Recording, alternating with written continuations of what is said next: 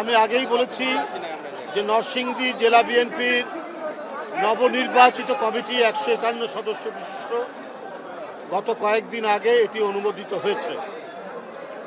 এই কমিটিতে সাবেক ডাকসুর জিএস খায়রুল কবির খোকন তিনি সভাপতি এবং সাবেক উপজেলা চেয়ারম্যান জনাব মঞ্জুর ইলাহি তিনি সাধারণ সম্পাদক নির্বাচিত হয়েছে। আজকে এই 151 সদস্য বিশিষ্ট যে জেলা নির্বাহী কমিটি তারা শহীদ রাষ্ট্রপতি জিয়াউর রহমানের মাজারে পুষ্পস্তবক অর্পণ এবং ফাতিহা পাঠ করার জন্য উপস্থিত হয়েছে। আপনারা দেখেছেন নরসিংদী জেলা বৃহত্তর ঢাকা জেলা এবং এই জেলায় ঢাকার কাছে থাকার কারণে কি পরিমাণ নেতাকর্মীদের ঢল নেমেছে এটা আপনারা নিজেরাই লক্ষ্য করেছেন। আজকে আমাদের এই পার্শ্ববর্তী যে রাস্তা এই রাস্তার রীতিমতো নরসিংদী জেলার নেতাকর্মীদের ঢলে পরিপূর্ণ। বন্ধুরা আমার, নরসিংদী জেলা বিএনপি আজকে পুষ্পস্তবক অর্পণ এবং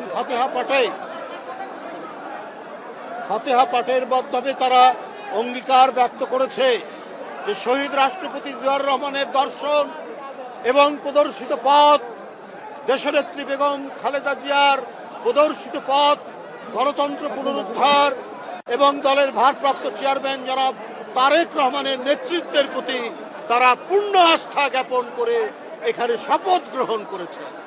বন্ধুরা আমার, বিগত 15-16 বছর শেখ হাসিনা অনেক চেষ্টা করেছেন, অনেক প্রলোভন দেখিয়ে কাজ যখন হয়নি তখন নির্যাতনের পথ নিয়ে তিনি এটাকে ভাঙার চেষ্টা করেছিলেন।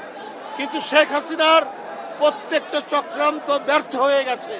তার প্রমাণ আজকে দেখুন, নরসিংদী জেলা থেকে এই ঢাকা শহরে কি পরিমাণ জনগণের ঢল নেমেছে। তাই বন্ধুরা আমার, এত বড় ফ্যাসিস্ট, এত বড় দুর্বৃত্ত সরকার যে বিএনপিকে ভাঙতে পারেনি তার কারণ হচ্ছে যে এটা জিয়াউর রহমানের যে সঠিক রাজনৈতিক চিন্তা এবং দর্শন এবং দেশনেত্রী বেগম খালেদা জিয়ার তার যে সংগ্রাম গণতন্ত্র পুনরুদ্ধারে, তিনি জীবন বাজি রেখে এই সংগ্রাম করেছেন, নিজে জেলে গেছেন, জেলে নিপীড়ন ভোগ করেছেন 6 বছর 6.5 বছর, তারপরেও তাকে তার পথ থেকে সরানো যায়নি। ভারপ্রাপ্ত চেয়ারম্যান বেগম খালেদা জিয়া জেলে থাকার পরে যেভাবে তিনি সেই সুদূর লন্ডন থেকে নানাভাবে প্রযুক্তির মাধ্যমে জনগণকে ঐক্যবদ্ধ করে এমনভাবে প্রস্তুত করেছেন যে গত বছর জুলাই আগস্টের একটি দুনিয়া কাঁপানো আন্দোলনের মধ্য দিয়ে শেখ হাসিনার তার যে দুঃশাসন সেই দুঃশাসন আর টিকিয়ে রাখতে পারেনি, তাকে পালিয়ে যেতে হয়েছে। বন্ধুরা আমার, এই পরিস্থিতি মধ্যে দিয়ে আমরা আজকে কিছুটা মুক্ত বাতাস দিতে পারছি। আমরা মনে করি এখন আমরা পূর্ণাঙ্গ গণতন্ত্রের পথে হাঁটার চেষ্টা করছি। আমাদের এখনো অবাধ সুষ্ঠু নির্বাচন আসেনি। আমাদের এখনো গণতন্ত্রকে শক্তিশালী করার জন্য যে কাজগুলো করা উচিত, যে প্রতিষ্ঠানগুলো করা উচিত, সেটা এখনো নির্মাণাধীন, পরিপূর্ণ নির্মাণ হয়নি। তো সুতরাং এগুলো গঠন করার জন্য আমাদের আরো কাজ করতে হবে, আমাদের আরো সংগ্রাম করতে হবে। গণতন্ত্র এমন একটি বিষয়, এটি মানুষের অন্তরের মধ্যে, মাটির মধ্যে পতিত না হলে এই গণতন্ত্রের আমরা যেই বীজ বপন করি এর চারাগাছটি অগণতান্ত্রিক শক্তি বারবার আঘাত করে এটাকে নষ্ট করেছে। তাই আর বিলম্ব নয়, যারা গণতন্ত্রের লড়াই করেছেন যে দলগুলো, যে রাজনৈতিক দলগুলো বিএনপির পক্ষ থেকে বলা হয়েছে, প্রত্যেকের সাথে আলাপ আলোচনার ভিত্তিতে সরকার পরিচালিত হবে এবং সেই সরকার হবে জবাবদিহিতামূলক সরকার জনগণের কাছে। সুতরাং আমি অন্তর্বর্তীকালীন সরকারের কাছে অনুরোধ করব, ডক্টর মোহাম্মদ ইউনূস সাহেব তিনি সরকারের প্রধান, তিনি একজন সম্মানিত মানুষ, তিনি জনগণের জন্য অনেক দিন থেকে কথা বলেন, তার কাছ থেকে এদেশের জনগণ সব কিছু ভালো আশা করে এবং আমরা বাংলাদেশ জাতীয়তাবাদী দলও আশা রাখি। বন্ধুরা আমার, যে সমস্ত আইন শৃঙ্খলা বাহিনী গায়েবী মামলা দিয়েছে, যারা আমাদের নেতা কর্মীদেরকে ধরে নিয়ে গিয়ে পায়ের নখ হাতের নখ তুলে নিয়েছে, তারা এখনো কেন বিচারের আওতায় নিয়ে আসা হয়নি? তারা কোথায়? তারা কোন জায়গায় ঘাপটি মেরে আছে? তারা তো প্রশাসনের নানা জায়গায় আছে। অন্তর্বর্তীকালীন সরকার তাদেরকে খুঁজে বের করে দৃষ্টান্তমূলক শাস্তি দেবে। আপনার গণতন্ত্রের পথ চলা বন্ধ করার জন্য হাসিনা তিনি গড়ে তুলেছিলেন তার পুলিশ বাহিনী, তিনি গড়ে তুলেছিলেন তার র্যাব। তারাই মিথ্যা মামলা দিয়ে গ্রেপ্তার করেছেন, তারাই গুম করেছে, তারাই বিচার বহির্ভূত হত্যা করেছে।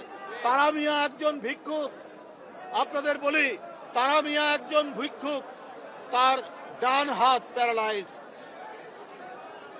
তার বিরুদ্ধে অভিযোগ আনা হলো যে তিনি নাকি রামদা দিয়ে পুলিশের উপর আঘাত করেছেন, করে তার নামে মিথ্যা মামলা দিয়ে তাকে গ্রেপ্তার করা হয়েছিল। এই সমস্ত কাজ হয়েছে শেখ হাসিনারা বলে। তো সেই পুলিশ কর্মকর্তা, সেই র্যাবের কর্মকর্তা এখনো গ্রেপ্তার হয় না কেন? কারা আপনার ডিবি অফিস, ডিবি কার্যালয়, আয়না ঘর, বিভিন্ন ধরনের ঘর বানিয়ে এই সমস্ত কাজ করেছেন? তারা কারা? তাদের কেন এখনো গ্রেপ্তার করা হয় না? বন্ধুরা আমার, অন্তর্বর্তীকালীন সরকারকে তো সবাই আমরা সমর্থন করছি। আপনারা আপনাদের কাজের ক্ষেত্রে আপনারা আরো দ্রুত গতি সম্পন্ন হতে হবে, ধী শক্তি দেখালে হবে না। বরগুনায় আপনার ডেঙ্গুতে ভরে গেছে, করোনা দিনকে দিন বাড়ছে, মানুষ মারা যাচ্ছে। সরকারের একটা জাতীয় টাস্ক ফোর্স গঠন করে এগুলোকে মোকাবেলা করার ব্যবস্থা কেন করা হচ্ছে না? এগুলো তো ব্যবস্থা করা উচিত তাড়াতাড়ি, অত্যন্ত দ্রুত গতিতে। কেন বরগুনার মতো একটা প্রত্যন্ত অঞ্চলে আপনার ডেঙ্গুতে লোক মারা যাবে? বারবার বলা হয়েছে এই সব বিষয়ে একটা স্বাস্থ্যগত ইমার্জেন্সি আপনারা ঘোষণা করেন। স্বাস্থ্য মন্ত্রণালয়কে আমরা বলেছি, করে মানুষকে বাঁচান। অন্তর্বর্তীকালীন সরকার থাকা অবস্থায়, এটা তো ফাঁসিবাদী সরকার না, এটা তো শেখ হাসিনার সরকার না, এটা অন্তর্বর্তীকালীন সরকার, জনগণের শুভেচ্ছার সরকার, আন্দোলনের ফসল। তাহলে কেন আজকে ডেঙ্গুতে মারা যাবে? কেন আজকে করোনায় মারা যাবে? কেন চালের দাম গত কয়েকদিনে আবার বৃদ্ধি পেয়েছে? কেন পাবে? আপনার দ্রুত এগুলো পদক্ষেপ নেন, আপনার ইন্টারভেনশন করুন। মানুষ যাতে না খেয়ে এবং বিনা চিকিৎসায় যাতে মারা না যায়, এই দায়িত্বটা হচ্ছে সরকারের। বন্ধুরা আমার, আমি আবারও নরসিংদী জেলা বিএনপির নবনির্বাচিত কমিটিকে আমি আন্তরিক ধন্যবাদ এবং শুভেচ্ছা জানিয়ে আমি আমার বক্তব্য শেষ করছি।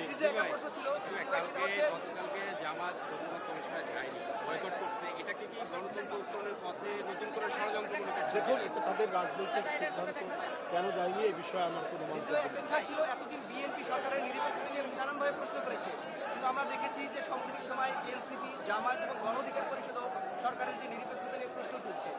এই বিষয়ে আপনারা কি বলবেন? দেখুন, অন্তর্বর্তীকালীন সরকার তো এটা তো সবাই সমর্থন করেছে, এই সরকার পরিচালিত হয়ে এসছে। এই সরকারের আবার কদিন আগেই কিছু ঘোষণা, কিছু নীতিমালায় আমরা দেখেছি যে রাজনৈতিক দলগুলোর কথা বললেন, তারা পূর্ণাঙ্গ সমর্থন দিয়েছে।